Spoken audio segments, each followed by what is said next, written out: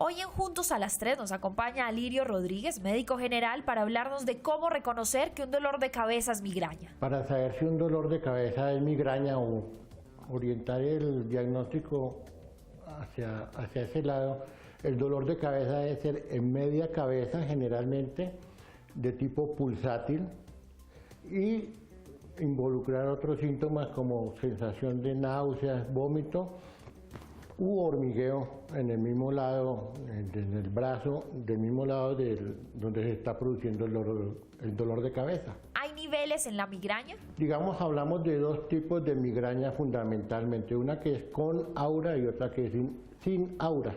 Aura es como el prodromo, lo que ocurre antes de que se desencadene el dolor de cabeza. ¿Cómo se maneja la migraña en la consulta con medicina general? El paciente pues le manifiesta los síntomas que generalmente siente, ¿no?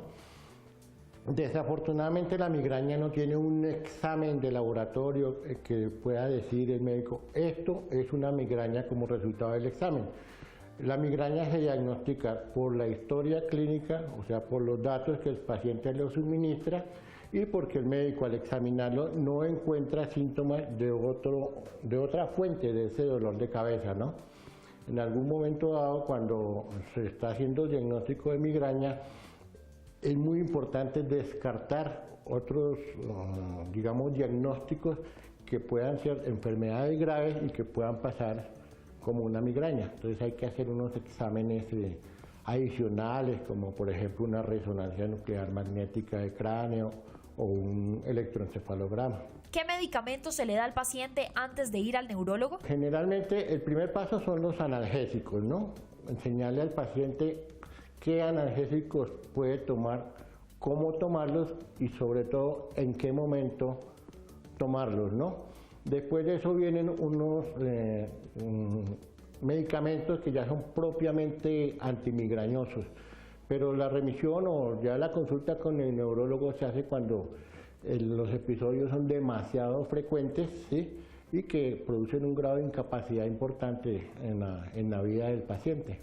¿Qué factores pueden producir dolores de cabeza? La migraña se desencadena en muchos casos por estrés, por cambios de temperatura. Lo que pueden controlar los pacientes, por ejemplo, es el caso de la alimentación.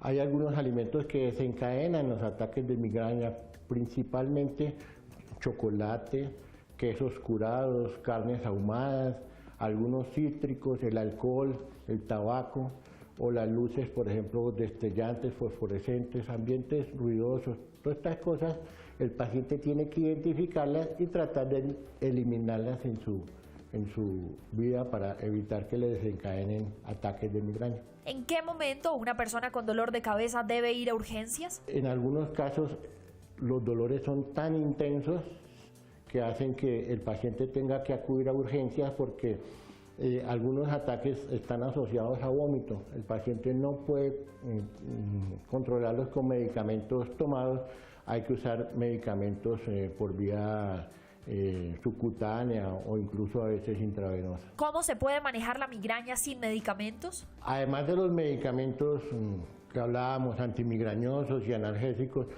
con cambios en el comportamiento de vida en el paciente, ¿no? Unos hábitos de vida saludables, por ejemplo, siempre tratar de dormir a la misma hora, ejercicio físico, algún tipo de actividad deportiva, evitar los ambientes encerrados, hacer actividades al aire libre y ya de pronto otro tipo de actividades que ayudan mucho, ¿no? Por ejemplo, meditación, yoga, todo este tipo de cosas mejora mucho la sintomatología de algunos pacientes. Y por último, el doctor Alirio le deja un mensaje a los televidentes. Primero que todo, que cuando tengan dolor de cabeza no crean de entrada que es una migraña. Es importante acudir al médico para descartar otras causas de dolor de cabeza que pueden ser mucho más graves que la misma migraña y pasar desapercibidas por mucho tiempo. Entonces, hacerse el diagnóstico exacto de la mano de un médico.